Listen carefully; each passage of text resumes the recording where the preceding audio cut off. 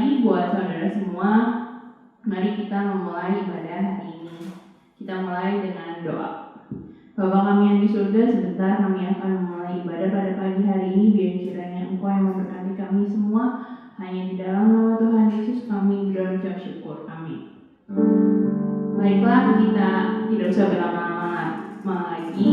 Kita akan mulai ibadah hari ini. Kita akan nyanyikan lagu El Shaddai.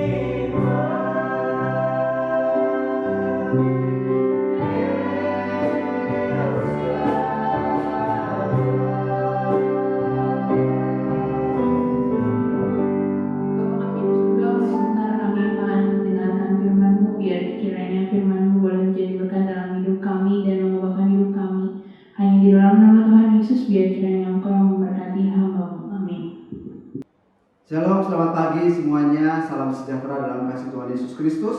Selamat bersukacita, selamat beribadah kembali hari ini. Walaupun masih dalam suasana yang terpisah secara fisik, tetapi kita percaya bahwa kasih Tuhan tidak pernah lepas dalam kehidupan kita. Puji nama Tuhan. Kita akan kembali belajar lewat firman Tuhan. Mari kita akan bersama-sama belajar mengenal karya Tuhan di tengah-tengah kondisi saat ini, ya. Puji nama Tuhan. Saat-saat ini adalah mungkin boleh dibilang menjadi saat-saat yang untuk kita lebih lagi belajar, ya, mengenal karya-karya Tuhan dalam kehidupan kita. Walaupun kalau kita menyadari bahwa tidak sepenuhnya bisa kita kenali semuanya, tetapi tetap kita harus belajar untuk mengenal karya-karya Tuhan dalam kehidupan kita. Puji nama Tuhan. Mari kita akan melihat bersama-sama di dalam firman Tuhan di dalam Amsal yang ke-16 ayat yang keempat. Amsal 16 ayat yang keempat. Demikian saya bacakan untuk kita semuanya, dan Bapak Ibu Saudara mungkin yang di rumah juga bisa mempersiapkan Alkitabnya atau ayatnya. Amsal 16 ayat yang keempat. Tuhan membuat segala sesuatu untuk tujuannya masing-masing. Bahkan orang fasik dibuatnya untuk hari malapetaka. Nah, puji Tuhan. Dari ayat tersebut kita bisa juga tahu bahwa firman Tuhan sudah memberitahukan kepada kita, Tuhan membuat segala sesuatu untuk tujuannya masing-masing. Artinya bahwa Tuhan yang berkarya atas segala sesuatu, ya, atas semuanya tanpa terkecuali. Mau dari hal yang paling kecil sampai kepada hal yang paling besar, itu adalah karya Tuhan. Mau dari hal yang kita pikir atau sampai yang gak kita pikir, itu juga adalah karya Tuhan dalam kehidupan kita. Nah, puji nama Tuhan. Dalam kita mengenal karya-karya Allah dalam kehidupan kita, kita bisa melihat beberapa hal dari apa yang sudah kita baca. Saya dapatkan ada 4 hal dalam hal ini. Yang pertama, bahwa karya Tuhan itu besar dan benar. Besarnya dan benarnya adalah bagaimana ketika Dia istilahnya menciptakan isi dunia ini dengan segala sesuatunya. Termasuk bahwa karya Tuhan sampai kepada kekekalan, sampai kepada sesuatu yang belum terjadi tetapi pasti terjadi. Itu juga adalah karya Tuhan. Walaupun masih dalam dikatakan program atau rencana Allah. Yang kedua, yang ketiga adalah bahwa seperti yang sudah saya bilang di awal, karya Tuhan itu dari yang kecil sampai kepada yang besar. Bayangin kalau kita bayangkan bagaimana ketika Tuhan menciptakan isi dunia ini dengan segala sesuatunya, termasuk misalnya contoh binatang aja, sampai kepada nyamuk. Ya kalau kita pikir buat apa itu nyamuk gitu kan? Yang sekecil itu, bahkan kadang-kadang kita berpikir itu lebih banyak merugikan gitu. Tetapi saya percaya bahwa itu pun ada tujuan Tuhan, ada maksud Tuhan. Ya. Dan itulah bahwa karya Tuhan begitu luar biasa, termasuk dalam kehidupan kita sendiri. Kalau kita mau pikir, apa sih fungsinya alis kita, apa sih bulu mata kita dan sebagainya, itu hal yang kecil, tapi Tuhan kerjakan itu, tentu itu adalah karya Tuhan yang luar biasa. Jadi yang pertama bahwa karya Tuhan itu besar dan benar. Kemudian yang kedua bahwa karya Tuhan itu selalu punya tujuan, selalu punya maksud, bahwa tidak serta-merta Tuhan hanya sekedar ya udah jadilah ini dan itu begitu, tapi Dia selalu katakan bahwa ada tujuannya. Ya, ada tujuan. Kemudian bahwa Allah berkarya itu dari hal yang kecil sampai hal yang besar. Kemudian yang keempat bahwa seperti yang saya katakan tadi juga, ada karya-karya Allah yang bisa kita selami, tetapi juga ada karya-karya Allah yang gak masuk di akal kita, artinya gak bisa kita selami. Jadi ketika kita misalnya belajar tentang karya Tuhan, tentang firman Allah, tentang kenapa Tuhan membuat ini dan itu, dan kayaknya gak masuk akal, saudara gak usah pusing, saudara gak usah kemudian mengatakan bahwa Allah gak benar. Enggak. Selalu bahwa Allah benar dan apa yang Dia buat itu benar. Dan itu yang saya katakan bahwa segala karya Allah, dari yang masuk dalam pikiran kita sampai yang kita gak bisa pikirkan, ya, dari yang bisa kita selami sampai yang gak bisa kita selami, itu karya Tuhan begitu luar biasa, ya. Nah, itu dari apa yang kita bisa dapatkan dalam Amsal 16 ayat yang keempat. Bisa bacakan sekali lagi. Tuhan membuat segala sesuatu untuk tujuannya masing-masing. Bahkan orang fasik dibuatnya untuk hari malapetaka, sampai termasuk orang fasik sendiri, ya. Tapi dalam hal ini mengenai orang fasik, mau saya sampaikan beberapa hal kebenaran, ya. Kalau kita melihat secara sepintas dari ayat tersebut, seakan-akan bahwa Tuhan yang menciptakan orang fasik. Tentu tidak, Bapak Ibu Saudara. Bahwa Tuhan bukan menciptakan orang fasik atau orang jahat, ya. Itu mungkin sama halnya dengan pertanyaan misalnya begini: apakah Tuhan menciptakan iblis atau setan? Ya, seperti itu. Nah, tentunya tidak, karena iblis sendiri muncul adalah dari malaikat Allah yang memberontak kepada Allah. Artinya bahwa kefasikan atau kejahatan itu muncul dari diri kita, dari manusianya, Bapak Ibu Saudara. Ya, dari manusianya. Dan Tuhan menciptakan semuanya. Kalau kita belajar dari Kejadian, bahwa segala sesuatu yang Dia ciptakan itu baik adanya. Hanya saja ketika dosa itu masuk, merusak semuanya, ya, merusak semuanya, termasuk manusia itu sendiri, ya. Sebab itu kita harus berpikir bahwa Tuhan tidak menciptakan yang jahat, yang jelek, ya, atau kefasikan itu sendiri, bahkan kejahatan atau iblis itu sendiri bukan ciptaan Tuhan. Tetapi Bapak Ibu Saudara, kita bisa belajar dari kitab Roma pasal yang pertama. Kita membaca ayat 21 sampai 32. Nanti kita kembali di ayat pokok kita. Kita lihat terlebih dahulu Roma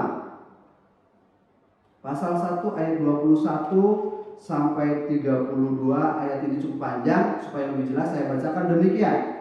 Sebab sekalipun mereka mengenal Allah, mereka tidak memuliakan Dia sebagai Allah atau mengucap syukur kepadanya. Sebaliknya pikiran mereka, sekali lagi pikiran mereka menjadi sia-sia, dan hati mereka yang bodoh menjadi gelap. Mereka berbuat seolah-olah mereka penuh hikmat, tetapi mereka telah menjadi bodoh. Mereka menggantikan kemuliaan Allah yang tidak fana dengan gambaran yang mirip dengan manusia yang fana, burung-burung, binatang-binatang yang berkaki 4, atau binatang-binatang yang menjalar. Karena itu Allah menyerahkan mereka kepada keinginan hati mereka akan kecemaran, sehingga mereka saling mencemarkan tubuh mereka. Sebab mereka menggantikan kebenaran Allah dengan dusta, dan memuja dan menyembah makhluk dengan melupakan penciptanya yang harus dipuji selama-lamanya. Amin. Karena itu Allah menyerahkan mereka kepada hawa nafsu yang memalukan. Sebab istri-istri mereka menggantikan persetubuhan yang wajar dengan yang tak wajar, Demikian juga suami-suami meninggalkan persetubuhan yang wajar dengan istri mereka dan menyala-nyala dalam birahi mereka seorang terhadap yang lain, sehingga mereka melakukan kemesuman laki-laki dengan laki-laki. Dan karena itu mereka menerima dalam diri mereka balasan yang setimpal untuk kesesatan mereka. Dan karena mereka tidak merasa perlu untuk mengakui Allah, maka Allah menyerahkan mereka kepada pikiran-pikiran yang terkutuk, sehingga mereka melakukan apa yang tidak pantas, penuh dengan rupa-rupa kelaliman, kejahatan, keserakahan, kebusukan, penuh dengan dengki, pembunuhan, perselisihan, tipu muslihat, dan kefasikan. Mereka adalah pengumpat, pemfitnah, pembenci Allah, kurang ajar, congkak, sombong, pandai dalam kejahatan, tidak taat kepada orang tua, tidak berakal, tidak setia, tidak penyayang, tidak mengenal belas kasihan. Sebab walaupun mereka mengetahui tuntutan-tuntutan hukum Allah, yaitu bahwa setiap orang yang melakukan hal demikian patut dihukum mati, mereka bukan saja melakukannya sendiri, tetapi juga setuju dengan mereka yang melakukannya. Nah, dari ayat tersebut jelas bahwa Allah tidak menciptakan yang namanya kefasikan atau kejahatan itu. Tetapi oleh karena manusia sudah dikuasai oleh hawa nafsu, oleh dosa, dan ketika Allah memberitahukan, ketika Allah menasehati, mereka tidak mau terima, mereka tidak mau dengar. Sampai akhirnya menurut firman Allah catatan Roma ini, Allah menyerahkan mereka kepada pikiran mereka sendiri. Sampai muncul hal-hal yang gak wajar. Jadi yang namanya LGBT itu udah dari dulu. Zamannya Paulus sudah ada, Bapak Ibu Saudara. Ya.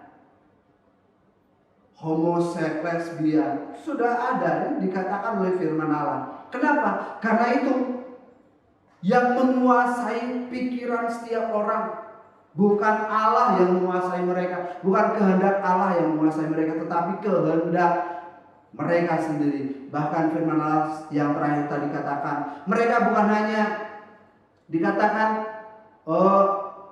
melakukannya sendiri, tetapi juga menyetujui orang yang melakukan itu. Ya. Nah, ini yang harus kita belajar hati-hati, Bapak Ibu Saudara, ya.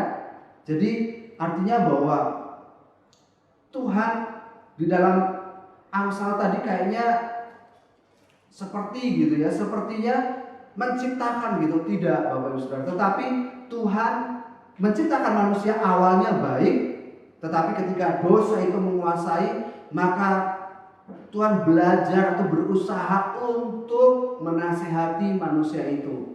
Tetapi sekali lagi, ketika manusia itu tidak menanggapi, tidak merespon dengan baik kehendak Tuhan, maka Tuhan menyerahkan kepada pikiran-pikiran mereka sendiri. Sebab itu kita perlu berhati-hati dengan kehendak kita, pikiran kita, Bapak Ibu Saudara. Ya, itu yang mau saya sampaikan. Ya, jadi kita perlu berhati-hati dalam hal ini. Bukan Allah menciptakan yang tidak baik, yang tidak benar, tetapi kitalah yang harus lebih berhati-hati. Kemudian bahwa kedegilan hati kita ini yang membuat Allah akhirnya menyerahkan sepenuhnya kepada kehendak kita sendiri. Berapa kali tadi di dalam Roma dikatakan Tuhan menyerahkan mereka kepada pikiran mereka sendiri. Nah, itu kita harus hati-hati. Kita bersyukur kalau kita dinasihati, kita bersyukur kalau kita diberitahu lewat Tuhan, lewat firman Tuhan, ya. Jangan sampai Tuhan menyerahkan diri kita kepada pikiran kita sendiri. Puji nama Tuhan. Apakah hari malapetaka itu juga istilahnya diadakan oleh Tuhan? Saya rasa itu juga terjadi oleh karena akibat dari perbuatan manusia itu sendiri. Kenapa? Karena kalau misalnya terus dibiarkan tanpa ada namanya hukuman, bagaimana dengan mereka yang tetap dikuasai oleh yang namanya kejahatan itu? Ya, sehingga Allah merencanakan bahwa orang-orang yang tetap dalam kejahatan harus ada penghukuman. Ya. Jadi kita belajar di situ Bapak Ibu Saudara. Tetapi tetap ingatlah seperti dikatakan di Yeremia 29 ayat yang ke-11 bahwa rancangan Tuhan buat kita, buat manusia itu bukan rancangan kecelakaan, tapi rancangan yang penuh damai sejahtera dan pengharapan. Sekali lagi itu harus kita pegang.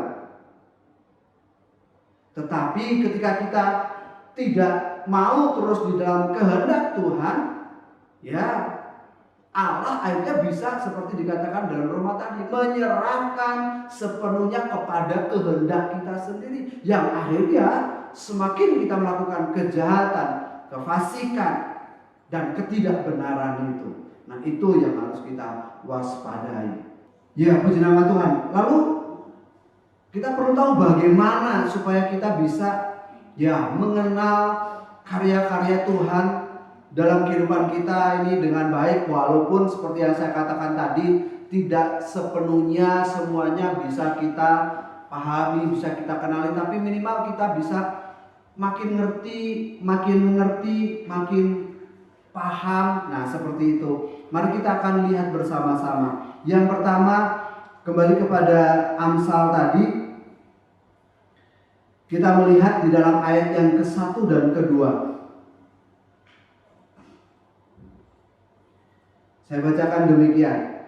Manusia dapat menimbang-nimbang dalam hati, tetapi jawaban lidah berasal daripada Tuhan. Segala jalan orang adalah bersih menurut pandangannya sendiri, tetapi Tuhanlah yang menguji hati. Nah, di sini kita belajar yang pertama, kalau kita mau mengerti karya Tuhan dalam kehidupan kita adalah sadari dulu bahwa Tuhanlah sumber segalanya. Tuhanlah sang kreator itu, sang pencipta itu yang membuat semuanya jadi. Nah, ini sadari itu. Sadari bahwa kita ada karena Tuhan. Sadari bahwa kita lahir di dunia ini karena karya Kristus. Sadari bahwa semua yang kita bisa nikmati ini adalah pemberian Allah. Dan itu adalah karya Allah. Bahkan menurut Amsal sendiri tadi dikatakan sampai kepada apa yang kita katakan saja. Itu kan yang sepele ya. Itu kan hal yang kayaknya simpel, sederhana gitu. Tapi firman Allah katakan itu adalah karya Tuhan dalam kehidupan kita. Dikatakan manusia dapat menimbang-nimbang dalam hati, tetapi jawaban lidah berasal daripada Tuhan. Ya, jawaban lidah berasal dari Tuhan. Manusia punya kehendak, punya keinginan, yaitu tadi penimbangan. Bahkan Tuhan mengerti di ayat yang kedua, Tuhan yang menguji hati kita. Kadang-kadang kita pikir, oh ini kayaknya udah benar, ini kayaknya udah tepat. Tapi kata Tuhan, mungkin belum. Ini kan hal yang simpel, hal yang sederhana. Tapi disitulah kita harus menyadari bahwa dari hal-hal yang sederhana itu pun itu adalah karya Tuhan. Ya. Tapi tentunya dalam hal ini karya Tuhan adalah karya yang baik, yang benar. Sekali lagi kita harus tetap uji itu. Sehingga kita akan berkata bahwa lalu bagaimana misalnya kalau ada orang yang menjawabnya dengan kasar, dengan nyelekit misalnya, apalagi yang pakai bahasa-bahasa yang gak benar, ya jelas itu tentu bukan dari Tuhan. Kalau yang dari Tuhan itu pasti selalu baik, selalu benar, seperti itu. Ya. Sampai soal menjawab saja yang sesederhana itu, yang sesimpel itu adalah perbuatan Tuhan, karya Tuhan. Nah, mari kita sadari Bapak Ibu Saudara, seperti keadaan sekarang ini, mari kita juga sadari apapun yang kita dengar dengan COVID-19 misalnya, oh ini bikinan si A, si B, si C, ini berasal dari negara A, B, C, is okay, gak masalah. Tetapi sadari benar bahwa semuanya ini dalam kehendak Tuhan, ya. Semuanya dalam wewenangnya Allah. Tanpa seizin Tuhan, saya percaya ini gak akan bisa terjadi, ya. Sadari itu, ketika kita menyadari itu, maka kita bisa satu berdamai dengan keadaan ini, bisa berdamai dengan Allah, sehingga kita tidak, kenapa Tuhan izinin ini terjadi misalnya, kita nggak akan sampai seperti itu, ya. Jadi yang pertama, sadari dulu bahwa segala sesuatu ini dalam karya Kristus, dalam karya Tuhan. Dialah sang kreator, dialah sang pencipta itu yang sanggup melakukan hal-hal yang luar biasa memang, ya. Puji nama Tuhan. Dia yang paling berkuasa. Dari hal yang kecil sampai hal yang besar, seperti yang saya katakan. Kita membaca di dalam Roma pasal yang ke-11 ayat 36.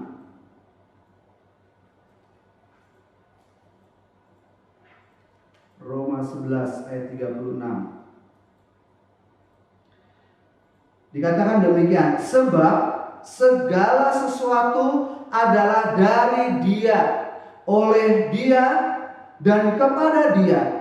Bagi Dialah kemuliaan sampai selama-lamanya. Segala sesuatu jelas dari Tuhan, oleh Tuhan, dan kembali kepada Tuhan, ya. Segala sesuatu tanpa terkecuali, yang seperti saya katakan, dari yang paling simpel, yang paling sederhana, sampai kepada hal yang paling besar, semuanya dari Tuhan. Itu yang pertama, sadari dulu seperti itu. Puji nama Tuhan. Kembali kepada Amsal 16 tadi, bagaimana supaya kita bisa belajar semakin mengenali karya-karya Tuhan dalam kehidupan kita. Yang kedua adalah kita membaca ayat yang ketiga dari Amsal 16 ayat yang ketiga. Serahkanlah perbuatanmu kepada Tuhan, maka terlaksanalah segala rencanamu. Ya. Serahkan, kata Tuhan, perbuatanmu kepada Tuhan, maka terlaksanalah segala rencanamu. Artinya dari ayat tersebut memberitahukan kepada kita bahwa kita nggak punya kuasa sedikit pun. Kita boleh punya rencana, kita boleh punya program, kita boleh punya keinginan, boleh. Tapi ingat, yang menentukan siapa? Tuhan. Ini karya Tuhan. Kita lahir, apakah keinginan kita? Orang tua punya keinginan, tetapi apakah orang tua bisa menentukan, oh nanti anakku akan seperti ini bentuknya, hidungnya, rambutnya? Apakah mereka punya kuasa menentukan? Tidak. Siapa yang menentukan? Tuhan. Semuanya. Ya. Sebab itu mari belajar berserah penuh kepada Tuhan. Supaya apa? Supaya kita bisa kenal karya Tuhan itu dalam kehidupan kita. Kalau kita nggak berserah, mungkin kita bertanya, kenapa ya ini begini, kenapa ya itu begitu, kenapa ya yang lain begini, dan lain sebagainya. Sampai mungkin misalnya kita ada pertanyaan mungkin, kenapa ya ada orang yang lahir misalnya dengan anggota tubuh yang gak lengkap misalnya, atau berkebutuhan khusus, ya. Nah kalau kita nggak punya penyerahan dalam karya Tuhan, kita mungkin bisa marah, protes, dan lain sebagainya. Ingat sekali lagi, seperti firman Allah tadi katakan bahwa Allah berkarya dalam segala sesuatu punya tujuan. Ya, punya tujuan. Itu yang harus kita ingat terus. Ya, itu yang kedua, bahwa kita harus berserah. Satu, bahwa kita nggak punya kuasa sedikit pun. Yang punya kuasa hanya Allah dalam setiap kehidupan kita. Ada satu contoh di dalam firman Tuhan juga kita membaca di dalam 2 Tawarik pasal 20 ayat 20. 2 Tawarik 20 ayat 20. Demikian firman Tuhan. Keesokan harinya pagi-pagi mereka maju menuju padang gurun Tekoa. Ketika mereka hendak berangkat, berdirilah Yosafat dan berkata, "Dengar hai Yehuda dan penduduk Yerusalem, percayalah kepada Tuhan Allahmu dan kamu akan tetap teguh. Percayalah kepada nabi-nabinya dan kamu akan berhasil." Ini adalah perkataan Raja Yosafat kepada bangsa Israel pada saat itu, saat akan menghadapi peperangan melawan Moab dan Amon. Moab dan Amon mereka bersekutu menjadi sebuah pasukan yang cukup besar, cukup kuat. Dan bagi Israel itu adalah sebuah musuh yang besar, musuh yang sulit untuk dikalahkan. Tetapi Yosafat sebagai seorang raja yang takut akan Tuhan, pada saat itu mengajak kepada seluruh bangsanya untuk apa? Untuk percaya kepada Tuhan. Berserah kepada Tuhan. Dikatakan keesokan harinya pagi-pagi mereka maju menuju padang gurun Tekoa. Ketika mereka hendak berangkat, berdirilah Yosafat dan berkata, "Dengar, hai Yehuda dan penduduk Yerusalem, percayalah kepada Tuhan Allahmu dan kamu akan tetap teguh. Percayalah kepada nabi-nabinya dan kamu akan berhasil." Ya, percaya kepada Tuhan, berserah kepada Tuhan. Memang mereka juga menghadapi peperangan, mereka nggak diam, mereka nggak berserah itu dengan kemudian berdiam diri, tidak, Bapak Ibu Saudara. Mereka maju melawan. Tapi yang memberi kemenangan adalah Tuhan, dan benar. Akhir cerita pada saat itu, akhirnya Yosafat dan bangsa Israel mengalami kemenangan yang besar melawan Moab dan Amon ini. Yang tidak mungkin mereka kalahkan, tetapi bersama dengan Tuhan menjadi mungkin. Nah, ini karya Tuhan. Ya, karya Tuhan yang luar biasa. Sebab itu mari kita berserah penuh pada Tuhan dan segala kehendaknya.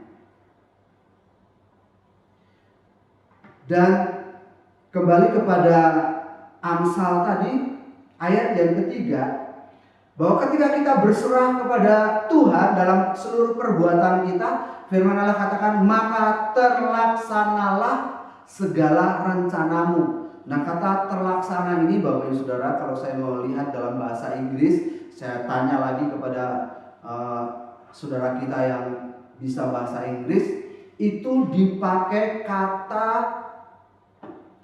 establish atau establish, apa ya?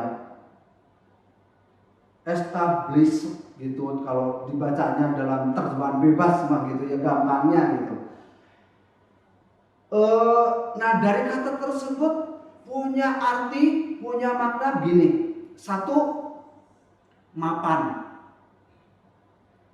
Ya, kita pengen nggak punya keluarga yang mapan. Kita pengen nggak pekerjaan yang mapan. Kita pengen nggak punya usaha yang mapan. Saya percaya kita semua, setiap manusia, bahkan orang-orang di luar sana juga, semuanya pengen dong punya hidup yang mapan, rumah tangga yang mapan, pekerjaan yang mapan, usahanya yang mapan, segala sesuatunya mapan. Pasti semua orang menginginkan itu. Dan itu yang membuat siapa? Tuhan.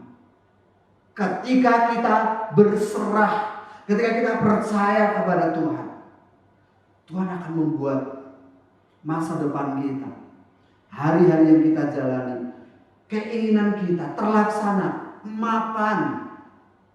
Anak-anak muda, jangan takut, percaya sama Tuhan akan masa depanmu apapun itu. Kita sebagai orang-orang tua menghadapi masalah-masalah sekarang ini, percayakan semuanya kepada Tuhan, berserah. Tuhan nanti yang kasih solusi, yang kasih jalan seperti kepada Yosafat dan bangsa Israel. Bahkan Dia beri kemenangan.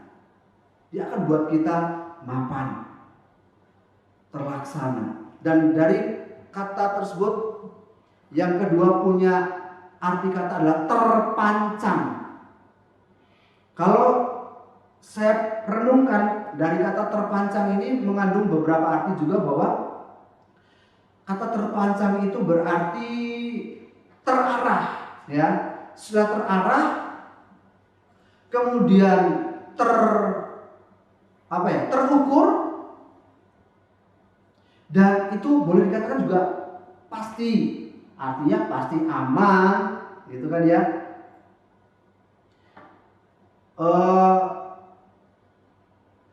Semua kalau kita menyerahkan kepada Tuhan, kita percaya kepada Tuhan, Tuhan yang membuat kita itu pasti, Tuhan yang membuat kita itu terarah, Bapak Ibu Saudara.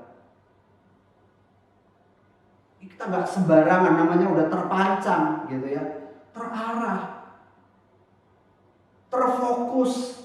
Nah ini dari kata terlaksana tadi. Kemudian yang ketiga dari kata terlaksana tadi memiliki arti tidak bisa dipungkiri. Artinya ya bisa kita percayai, bisa kita pegang, gitu. Ketika kita menyerahkan sepenuhnya kehidupan kita, masa depan kita, seluruh keberadaan kita kepada karya Allah, kepada Dia yang punya kuasa, percayalah bahwa kemapanan, harapan itu tidak bisa kita pungkiri, dan itu pasti, itu jelas gitu buat kita, ya. Nah, puji nama Tuhan. Jadi kata berserah penuh kepada karya Tuhan di sini adalah itu tadi dari bahasa Inggrisnya mapan, terpancang, dan tidak bisa dipungkiri. Nah, itu bagian yang kedua. Sekarang kita masuk ke bagian yang ketiga supaya kita bisa belajar mengerti karya Tuhan dalam kehidupan kita. Yang ketiga adalah kita membaca ayat yang ke-6 dari Amsal pasal 16. Ayat yang ke-5, maksud saya ayat yang ke-5 dan ke-6. Setiap orang yang tinggi hati adalah kekejian bagi Tuhan. Sungguh ia tidak akan luput dari hukuman. Tapi dengan kasih dan kesetiaan kesalahan diampuni, karena takut akan Tuhan orang menjauhi kejahatan. Dari dua ayat tersebut saya boleh simpulkan begini. Jangan sombong, jangan menjadi orang yang tinggi hati. Artinya kalau sombong, tinggi hati itu kan merasa diri lebih, ya, merasa diri bisa gitu ya, merasa diri paling gitu, seperti itu. Nah, jauhi itu. Ya, ini berhubungan dengan kita menyerahkan kepada yang lebih tinggi, yang paling berkuasa dalam hidup kita. Yang dikatakan di dalam ayat yang ke-6, miliki kasih dan kesetiaan. Disitulah yang namanya takut akan Tuhan itu. Ya, mari kita takut akan Tuhan. Kita setia kepada Tuhan. Kita selalu menyembah kepada Tuhan. Kata dari takut akan Tuhan di sini juga mengandung arti kita itu selalu menyembah Tuhan. Artinya punya penyadaran bahwa kita perlu Tuhan. Kita butuh Tuhan dalam hidup kita. Seperti itu. Jadi kalau kita mau menyadari karya-karya Tuhan, ya kita harus seperti itu. Ketika tidak, Bapak Saudara, kita nggak akan bisa menyadari betul, mengenal betul karya-karya Tuhan dalam kehidupan kita. Ya, satu contoh saja yang paling gampang kalau kita lihat dalam firman Tuhan gitu ya, tentang kelahiran Tuhan Yesus. Bagi orang-orang Farisi, orang-orang yang saat itu orang-orang Yahudi di sana, yang dirinya kan merasa pintar, yang merasa paling benar begitu kan. Ketika diperhadapkan dengan Tuhan Yesus lahir dari Ibu Maria dan sebagainya, mereka nggak terima itu. Mereka nggak terima bahwa itu adalah karya Allah. Ini contoh saja gitu ya, yang ada di Alkitab, yang ada di firman Tuhan.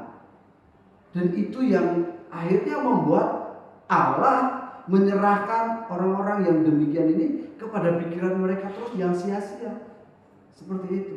Kita belajar kan dalam hal ini di dalam kitab Roma, bagaimana orang-orang Farisi ini, orang-orang Yahudi ini sebenarnya punya hak, punya keistimewaan yang luar biasa, tetapi karena tidak bisa mengenali dengan baik karya Tuhan, akhirnya ya banyak firman Tuhan memberitahukan, celakalah hai ahli-ahli Taurat, orang-orang Farisi dan lain sebagainya.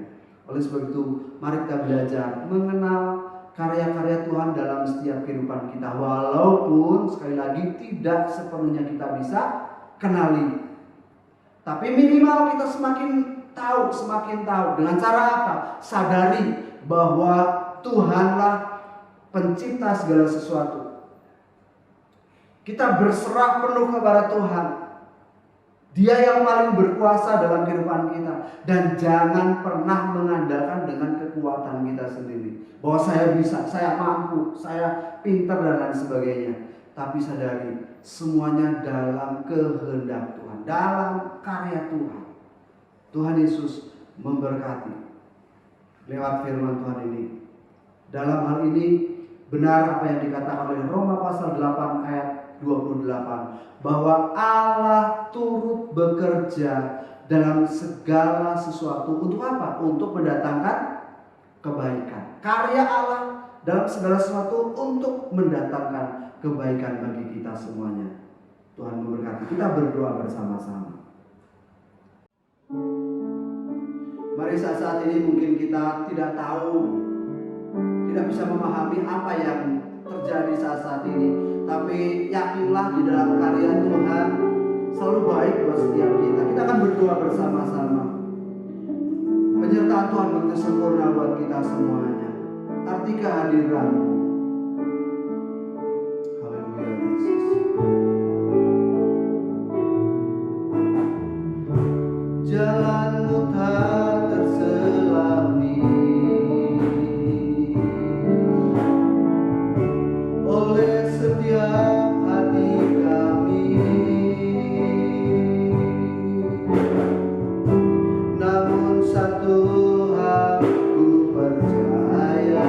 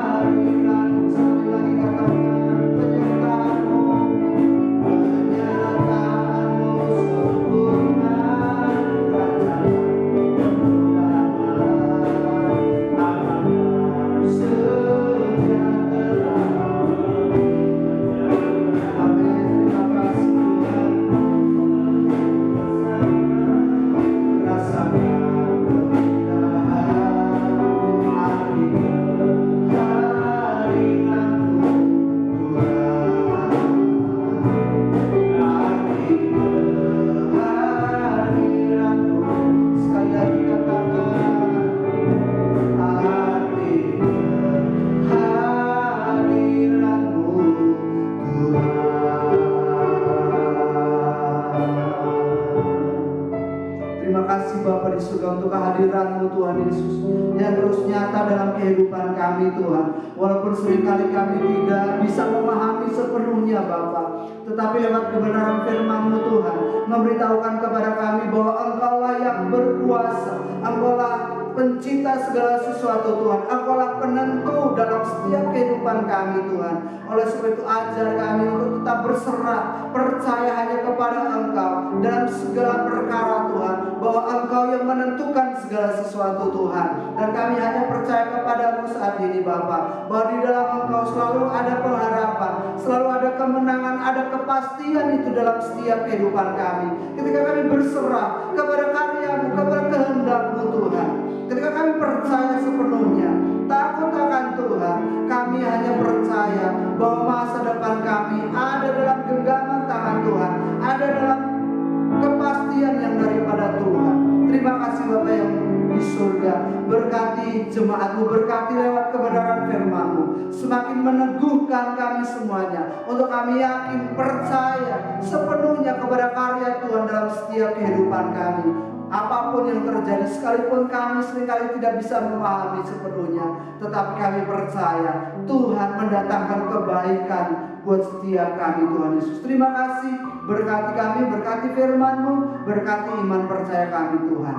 Di dalam berkat nama Tuhan kami Yesus Kristus, kami sudah berdoa dan mengucap syukur. Haleluya. Amin. Puji nama Tuhan, kita akan masuk dalam perjamuan nasa yang kudus. Mari kita siapkan hati kehidupan kita.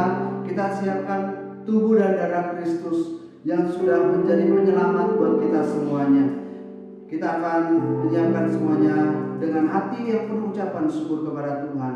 Karya terbesar dalam hidupku kita sudah alami bersama-sama. Haleluya Yesus. Terima kasih Tuhan Yesus buat karya-Mu bagi kami. Karya terbesar dalam hidupku, pengorbananmu yang selamatkanku. Engkaulah harta yang tak ternilai yang ku miliki dan ku hargai. Yesus Engkau ku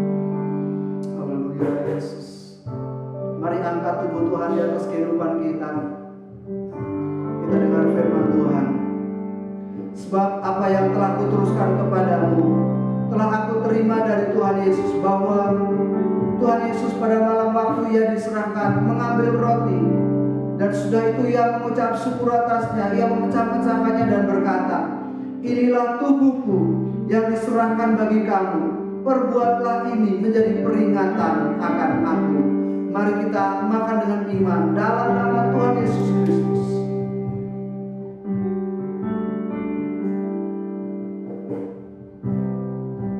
Haleluya Yesus.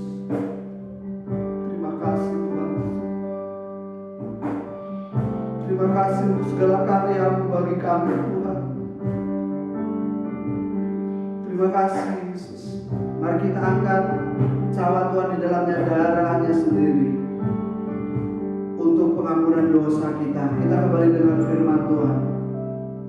Demikian juga ia mengambil cawan sudah makan lalu berkata, cawan ini adalah perjanjian baru yang dimeteraikan oleh darahku. Perbuatlah ini setiap kali kamu meminumnya menjadi peringatan akan aku.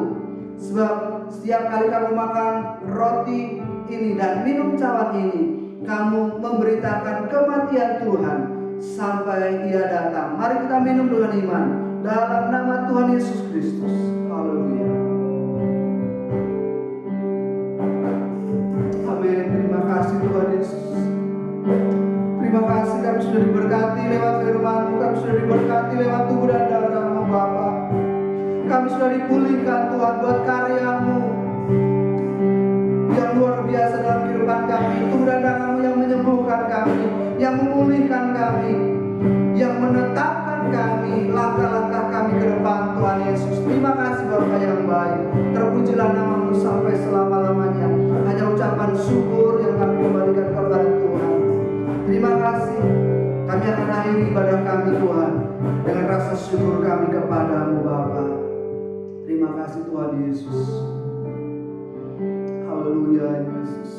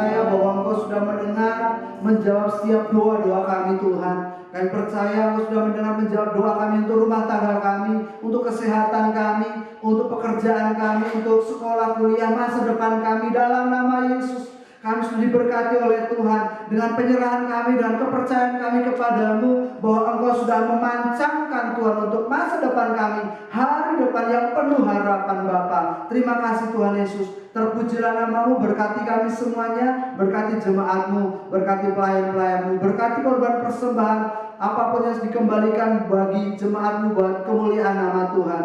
Kembalikan berlipat kali ganda sesuai dengan janji kebenaran firman-Mu. Terima kasih Bapa yang baik. Biarlah penyertaan perlindungan Tuhan menyertai kami semuanya sepanjang hari ini, bahkan sepanjang kehidupan kami ke depan Tuhan, untuk kemuliaan nama Tuhan. Di dalam berkat nama Tuhan Yesus Kristus kami sudah berdoa dan mengucap syukur. Mari kita terima berkat dari Tuhan. Jemaat yang dikasihi oleh Tuhan, terimalah berkat anugerah damai sejahtera dari Allah Bapa, cinta kasih sayang dari putranya Tuhan Yesus, pimpinan penyertaan penghiburan, persekutuan Allah Roh Kudus, memimpin, menghibur, mempersekutukan kita sekalian dari saat ini sampai Maranatha, Tuhan Yesus datang kembali yang kedua. Di dalam berkat nama Tuhan Yesus Kristus kami mengucap syukur dan berdoa. Yang percaya katakan semuanya, amin. Tuhan Yesus memberkati.